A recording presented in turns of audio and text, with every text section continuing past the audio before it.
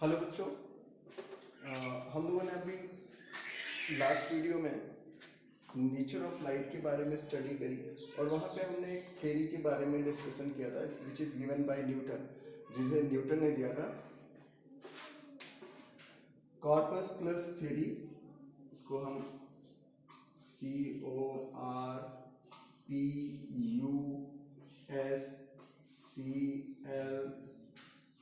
CORPUSCLES कॉर्पस्कुलस theory, ठीक है। ये थ्योरी न्यूटन ने दी थी और इसमें हम पढ़ते हैं reflection of light, reflection of light, इन सब के बारे में।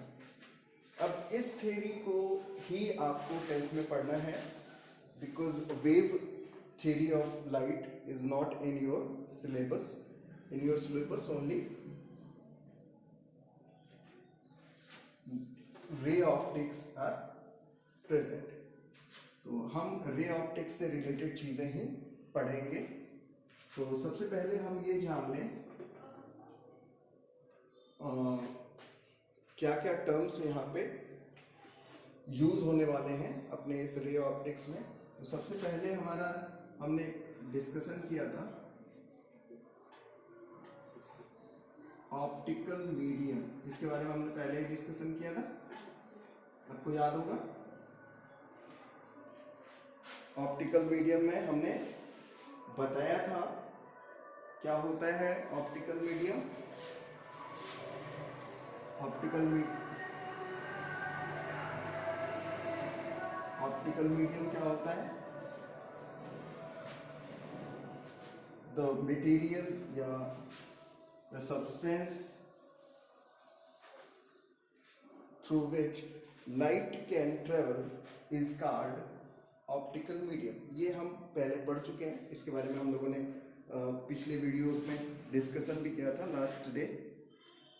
आज हम ये जानेंगे कि हमारे पास कितने तरीके के ऑप्टिकल मीडियम होते हैं।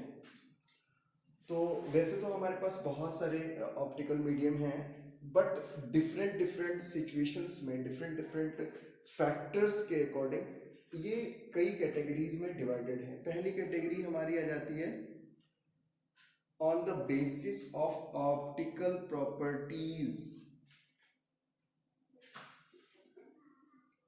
पहला क्या हो गया? On the basis of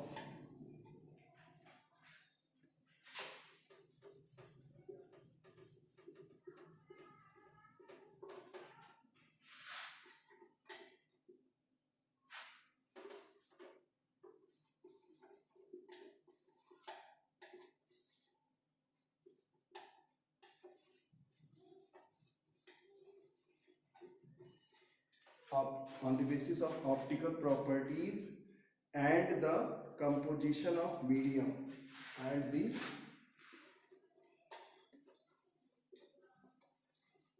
composition of medium। इस बेहफ पे पहले हम अपने मीडियम को देख लेते हैं कितने पार्ट्स में डिवाइड है। तो सबसे पहले ऑप्टिकल मीडियम इस कैटेगरी में 2 पार्ट्स में डिवाइड है। फर्स्ट है होमोजीनियस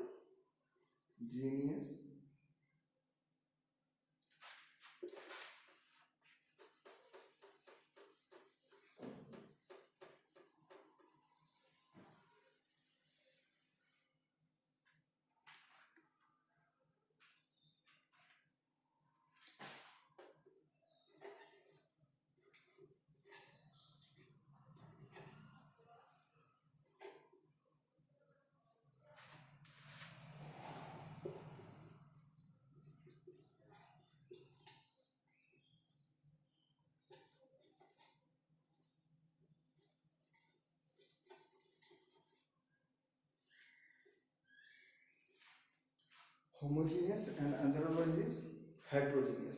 ठीक है, तो होमोजीनियस और हेट्रोजीनियस के बारे में हम लोग 9th क्लास में पढ़ चुके हैं।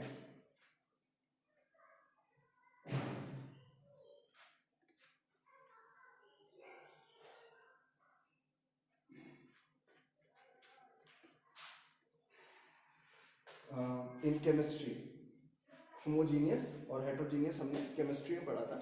वहाँ पे हमने ये देखा था कि जब किसी भी सॉल्यूशन में जो कंपोजिशन है उसका वो क्या हो, यूनिफॉर्म हो इन एवरीवेयर, तो उसे हम होमोजीनियस कहते हैं।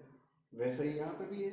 यहाँ पे क्या है, जो हमारा कंपोजिशन है ऑप्टिकल मीडियम का, वो अगर क्या हो, सेम हो थ्रू आउट एंटायर मीडियम, उसका कंपोजिशन क्या हो, सेम हो, उसके कंपोनेंट्स के का जो डिस्ट्रीब्यूशन है वो क्या हो, सेम हो, तो उसको हम क्या कहेंगे, होमोजीनियस कहेंगे। और अगर सेम नहीं है तो उसको हम क्या कहेंगे, हेट्रोजीनियस कहेंगे। ठीक है, तो इसकी एक डेफिनेशन हम लिख सकते हैं। हम क्या लिख सकते हैं, if the composition and optical properties, if the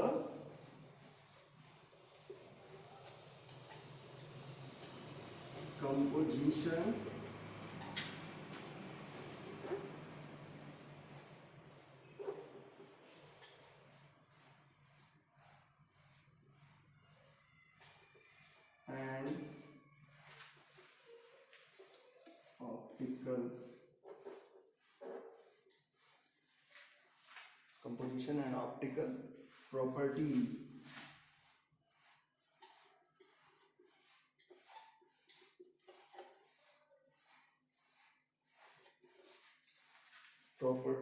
of the medium are same,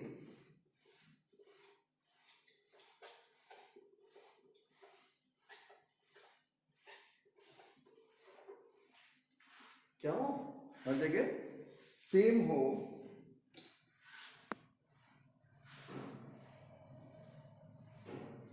everywhere, कहाँ पे, everywhere,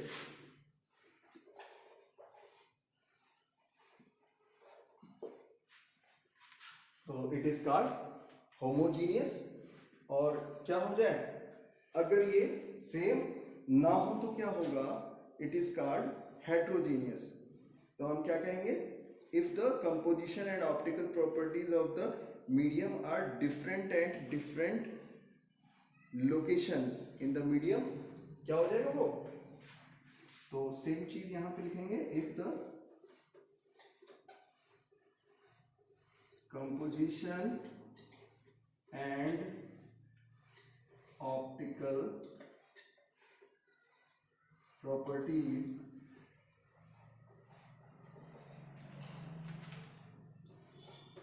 of the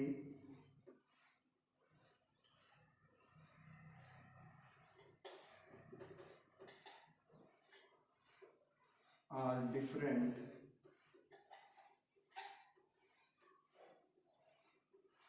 are different at different positions.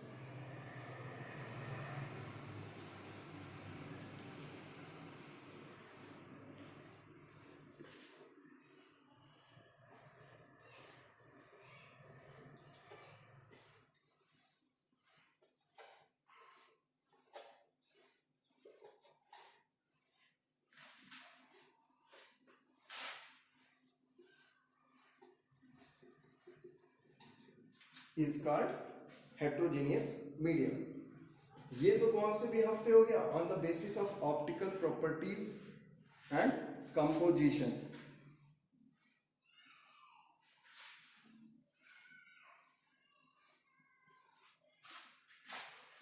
दूसरा देख लेते हैं,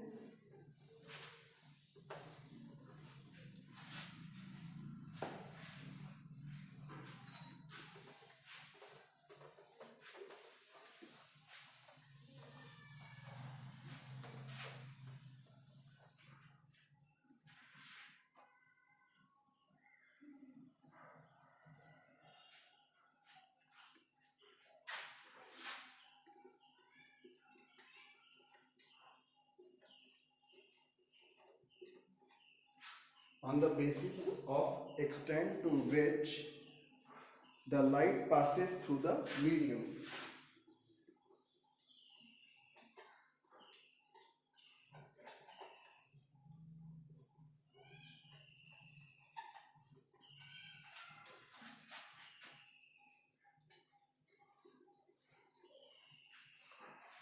ठीक है। तो क्या, on the basis of extent to which the light passes through the medium, इस बिहाफ पे आपका हम क्या देखेंगे, मीडियम्स को हम कितने डिफरेंट डिफरेंट पार्ट्स में यहाँ पे डिवाइड कर सकते हैं। तो यहाँ पे देखते हैं तो कितने मीडियम हमारे हो जाते हैं। पहला तो हमारा जाता है ट्रांसपेरेंट मीडियम। पहला क्या होता है,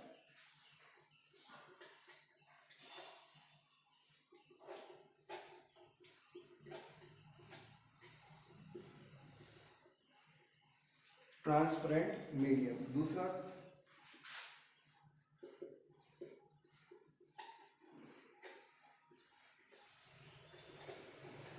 translucent medium.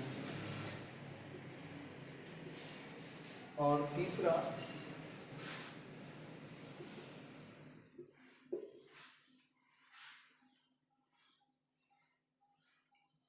Opaque medium.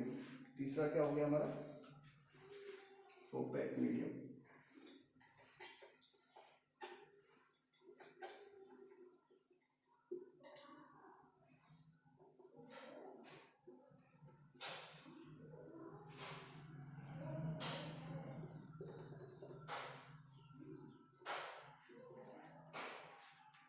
Transparent medium, translucent medium and opaque medium, ये है क्या, ट्रांसपेरेंट मीडियम और ट्रांसलूसेंट मीडियम, ओपेक मीडियम, ये है क्या। एक्चुअल में देखिए, लाइट जब भी किसी वैक्यूम से किसी मीडियम में एंटर कर रही होती है, किसी भी अदर मटेरियल में एंटर करती है, तो वहाँ पे तीन चीज़ें होती हैं। पहला, मान लिया this is vacuum and this is the medium x, ये मीडियम एक्स है। वैक्यूम से लाइट क्या कर रही है, एक्स में एंटर कर रही है। तो क्या होगा, पूरी की पूरी एज इट इज लाइट क्या हो जाए, एंटर कर जाए, यानी सारी की सारी लाइट क्या हो जाए, एंटर कर जाए। इसका मतलब लाइट को मीडियम में ट्रेवल करने में कोई भी परेशानी ना हो। It is very comfortable as well as it travel in vacuum, but there is some change, we talk about later on which. But क्या करें, मैक्सिमम पार्ट ऑफ लाइट क्या हो जाए,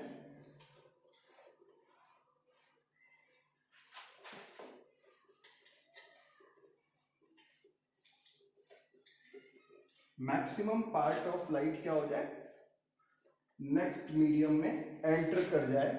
that medium is called transparent medium. यानी during passing from a medium, maximum light passes through that is called transparent medium. इसका मतलब हम ये कह सकते हैं, ट्रांसपेरेंट मीडियम से लाइट पास होते समय क्या हो जाता है, मैक्सिमम पार्ट ऑफ लाइट क्या करता है, ट्रांसफर हो जाता है। ट्रांसलूसेंट में क्या होता है, ये मैक्सिमम हट जाता है, इसकी जगह पे क्या लग जाता है, पार्शियली। क्या हो जाता है, ये पार्शियली हो जाता है।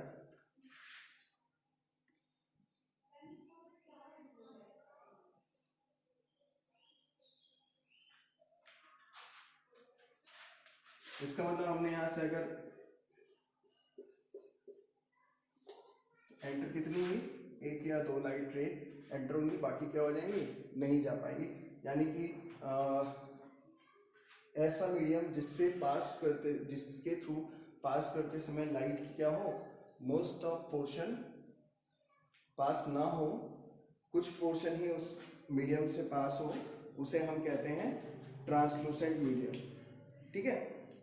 फिर बात करते हैं ओपेक मीडियम की।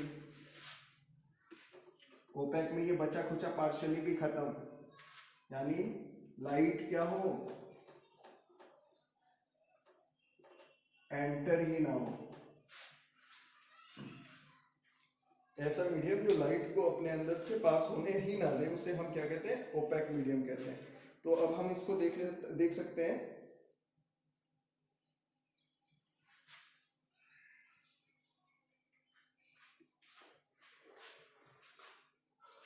ट्रांसपेरेंट मीडियम, ट्रांसपेरेंट मीडियम में हम क्या कह सकते हैं, कि the most of part of light passes through the medium is called transparent medium. ठीक है, ऐसा मीडियम, ऐसा मटेरियल जिसमें से मोस्टली यानी मैक्सिमम पार्ट ऑफ लाइट क्या हो जाए, इजिली पास हो जाए, that is called transparent. Translucent जिसमें से क्या हो, पार्शियली केवल कुछ अमाउंट ऑफ लाइट ही क्या हो, पास हो, बाकी क्या हो जाए, रुक जाए, that is called transparent translucent. और ओपेक क्या हो, no light can pass through the medium is called opaque medium. Right, तो we have three part of that basis of pass through the medium.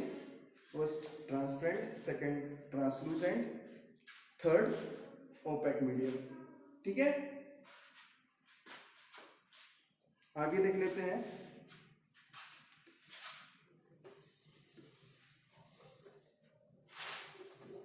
कितने पार्ट में divide करता है, when we are talking about on the basis of speed of light.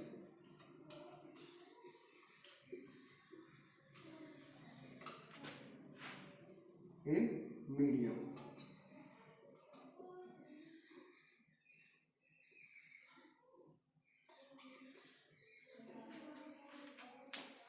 Speed of light in medium. चलिए उसको भी देख लेते हैं.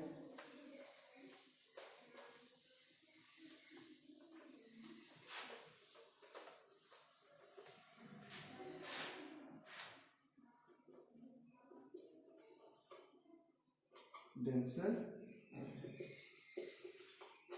Rare.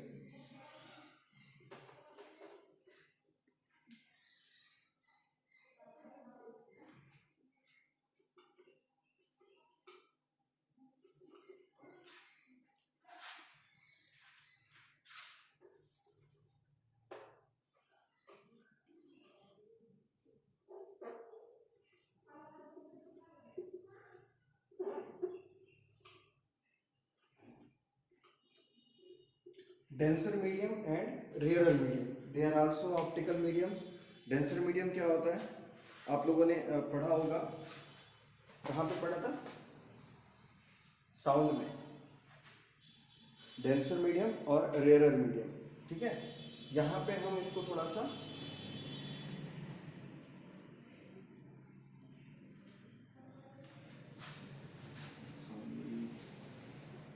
Denser medium, MSER.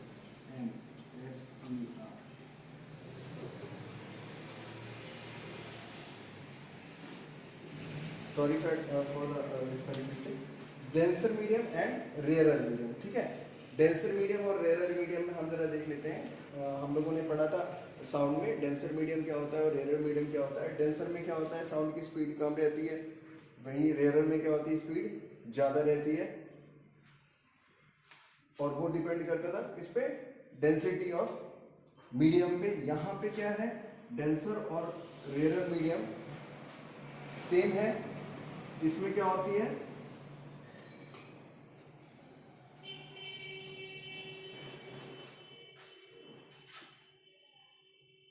Slower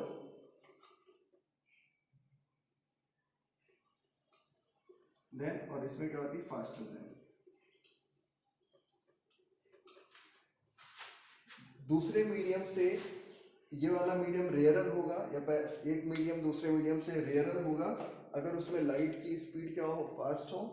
और डेंसर होगा अगर उसमें लाइट की स्पीड क्या हो जाए, कम हो.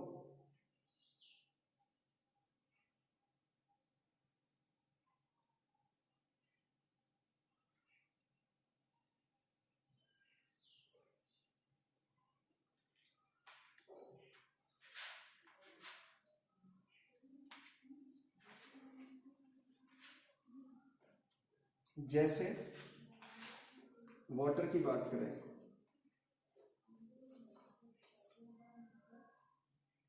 वाटर क्या है इसके रिस्पेक्ट में,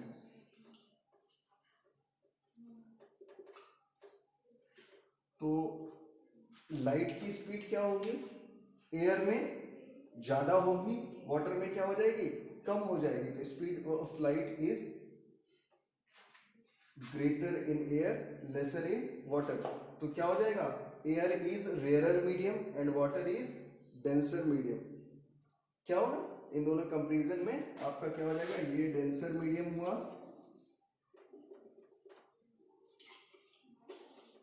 और ये हमारा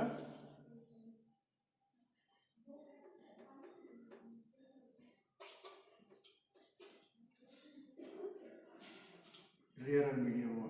ठीक है, डेंसर और रेयरर मीडियम। तो हम इसको क्या कहते हैं, ऑप्टिकल डेंसर मीडियम और ऑप्टिकल रेयरर मीडियम। तो ये हमारे क्या हो गए, जितने भी मीडियम्स होते हैं वो सारे ऑप्टिकल मीडियम्स हो गए। हम जैसे जैसे फिनोमेनाज में आगे बढ़ेंगे, हमारे पास बहुत सारे फिनोमेना है जिसमें हमें डिस्कशन करना है। In 10th class we study about optical ray optics, और रे ऑप्टिक्स में हम पढ़ेंगे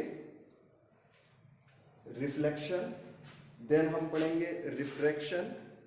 रिफ्लेक्शन और रिफ्रैक्शन के दौरान में हम लोग को मिरर पढ़ना है, लेंसेज पढ़ने हैं। उसके बाद हम पढ़ेंगे स्कैटरिंग एंड सम नेचुरल फिनोमेनाज। वहाँ पे भी हम most of part ray optics का ही पढ़ेंगे। तो सारा हमारा ये रे ऑप्टिक्स है जो हम पढ़ने जा रहे हैं आने वाले दिनों में। तो ये हमारा एक टॉपिक खत्म हो गया, कौन सा ना, ऑप्टिकल मीडियम। नाउ एक छोटे से टॉपिक की और बात कर लेते हैं साथ के साथ।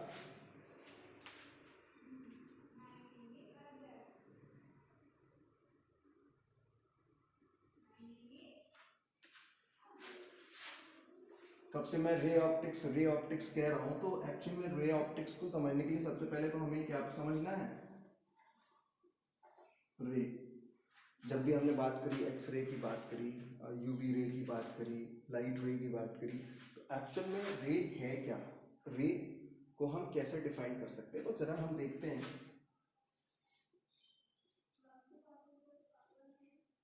ये हमारा सन है, हम इसको ऐसे ही इंडिकेट करते हैं। क्या सन ऐसा होता है क्या, नहीं, ऐसे तीर निकले होते, कांटे निकले होते कोरोना वायरस की तरह, नहीं ना, सन ऐसा नहीं होता है। बट हम इसको इंडिकेट करते हैं, that is the indication of sun. अब हमने से किसी ने लाइट को देखा तो है नहीं, देखा है किसी ने, नहीं देखा। बट क्या करता है कि लाइट के पाथ में आने वाले छोटे छोटे पार्टिकल्स क्या हो जाते हैं, विजिबल हो जाते हैं। क्या हो जाते हैं, विजिबल हो जाते हैं। जैसे आपने क्या होगा देखा होगा कि आप अगर रेड कलर की लेजर लाइट को ले आओ, अक्सर मूवीज में लेजर लाइट्स को दिखाते रहते हैं, तो उसका रेड कलर का लेजर लाइट है तो रेड पाथ, ग्रीन है तो ग्रीन पाथ, ये आपको दिखने लगता है। वो पाथ क्या, पाथ का कलर रेड या ग्रीन होता है, नहीं, वो तो कलरलेस होता है। बट जब वो लाइट उससे पास होती है तो उसका कलर क्या कर देती है, चेंज कर देती है। तो वो क्या हो रहा है, वो क्या वहाँ पे जो रेड कलर का जो लाइन आपको दिख रही है वो क्या है, nothing, this is the path. वो क्या है, पाथ है। तो हम क्या करते हैं, लाइट को अब देख तो नहीं सकते बट उसको क्या कर सकते हैं, फील कर सकते हैं। और that feeling is represented in form of path. किसमें, पाथ के रूप में दिखाते हैं, जिसको हम एक एरो से दिखाते हैं। This is the arrow head and this is the arrow body. Arrow head का काम क्या है, दैट shows द डायरेक्शन। क्या दिखा रहा है ये, direction of propagation, and this is the body of the that path. इस चीज को हम कहते हैं रे। क्या कहते हैं, रे कहते हैं। तो रे ऑफ लाइट को हम क्या कह सकते हैं, any straight line which can represent the path of light from one point two another. मतलब अगर सोर्स से लाइट निकल रही है, अर्थ तक पहुंच रही है, तो हम इसको एक पॉइंट से दूसरे पॉइंट तक इस तरह से रिप्रेजेंट कर सकते हैं। किससे, by a straight line with a arrow head. This is called ray. इसी को हमने क्या कहा, रे का नाम। ठीक है, तो एक straight line with arrow head is representing the ray of light. इसी क्या रिप्रेजेंट करते हैं, रे ऑफ लाइट करते हैं। इसके बारे में हम नेक्स्ट क्लास में थोड़ा सा ब्रीफ डिस्कशन करेंगे। तो we will meet in next session.